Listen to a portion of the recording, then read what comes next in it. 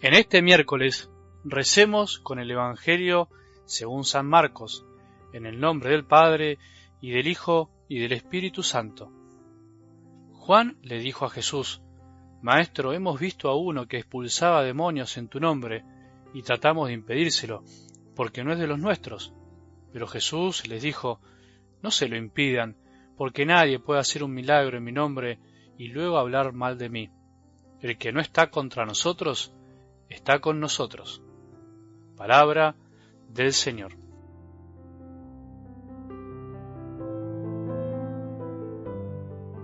El enamorarse de las cosas que hacen bien, como de la palabra de Dios, lleva su tiempo, su trabajo, su entrega.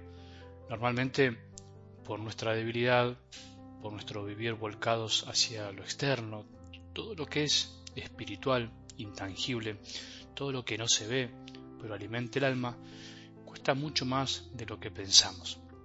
Cuesta ser fieles y constantes en la oración, cuesta y es arduo ser fieles en meditar cada día la palabra de Dios.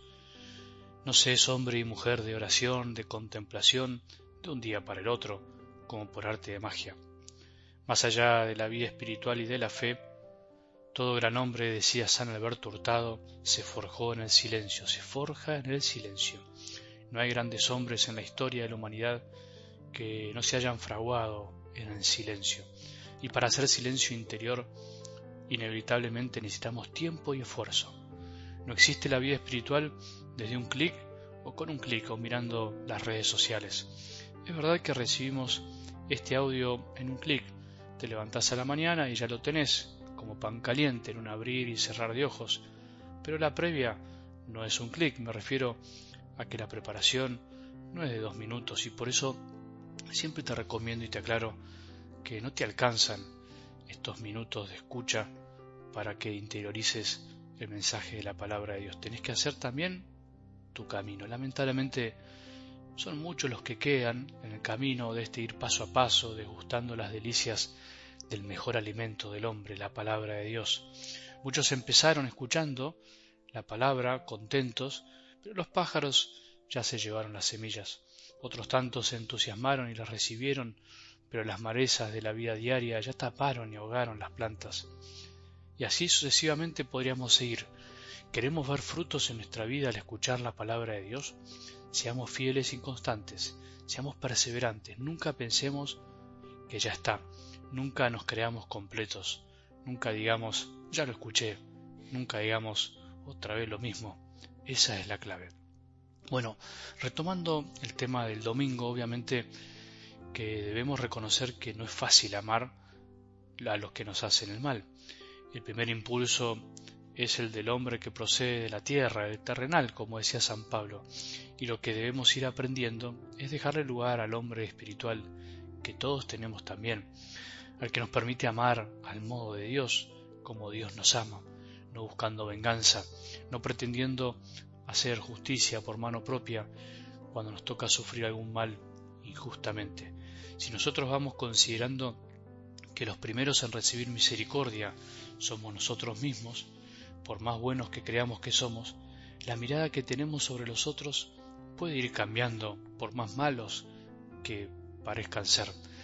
El que hace el mal muchas veces no sabe lo que hace, como dijo Jesús en la cruz. Deberíamos pensar que por más mala intención que tenga, lo hace creyendo que obra bien, buscando una solución a sus problemas o por ignorancia, y por eso no podemos devolverle con la misma moneda.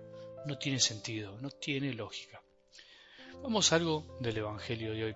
Evidentemente Juan, como decimos a veces, se desubica un poco. Decíamos en estos días que las discusiones no tienen sentido y que a Jesús no le gustan. Por eso también podremos decir hoy que a Jesús no le gustan las divisiones que provienen por no ubicarnos bien, o sea, por el hecho de que sus discípulos se tomen atribuciones que no le corresponden. Juan y los discípulos, porque lo dice en plural, se la creyeron bastante, quisieron armarse el monopolio de la amistad con Jesús. Gran tentación, continua tentación y peligro de todos nosotros, que se da en todos los ámbitos, pero que es más nefasta cuando se da en la iglesia, en una comunidad, cuando se da en la fe, en la religiosidad, o como quiera llamarle. También se ven otros pasajes del Evangelio que los discípulos discutían por quién era el más grande, o sea, por el problema de la superioridad en la relación entre ellos, entre nosotros. Hoy se plantea el problema de creerse los más grandes, pero en relación a los más lejanos con respecto a Jesús, a los que parece que no lo siguen de cerca, que no fueron elegidos, que no son del círculo íntimo. ¿Cuánto pasa esto en la iglesia también?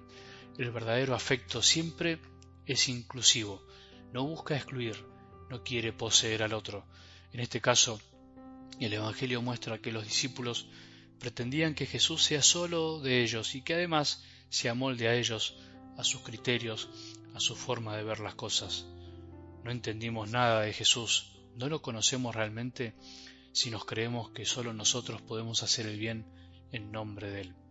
En la realidad, no somos tan burdos, tan evidentes, pero sí lo somos con nuestras actitudes, celos, envidias, comentarios, indiferencias con respecto a otros grupos, movimientos, parroquias, espiritualidades y mucho más cuando miramos fuera de la iglesia.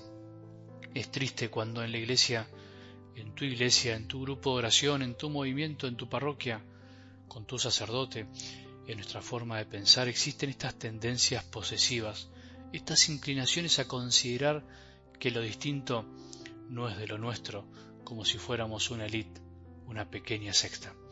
Casi sin decirlo intentamos poseer a Jesús como si fuera nuestro, cuando en realidad nosotros somos de Él, y Él es el que elige e invita a hacer el bien a todo el que lo conoce, incluso ayuda a hacer el bien a aquellos que no lo conocen. Si queremos ser cristianos en serio, que incluyan y que no posean, cristianos que aman a Jesús y no lo retienen, sino que lo comparten, empecemos por cambiar la manera de pensar y de expresarnos de cada uno de nosotros. Levantemos la cabeza y miremos más allá de nuestras narices y ombligos, porque se hace mucho bien en nombre de Jesús fuera de nuestros ámbitos y es bueno que aprendamos a valorarlo. Que tengamos un buen día y que la bendición de Dios, que es Padre misericordioso, Hijo y Espíritu Santo, descienda sobre nuestros corazones y permanezca para siempre.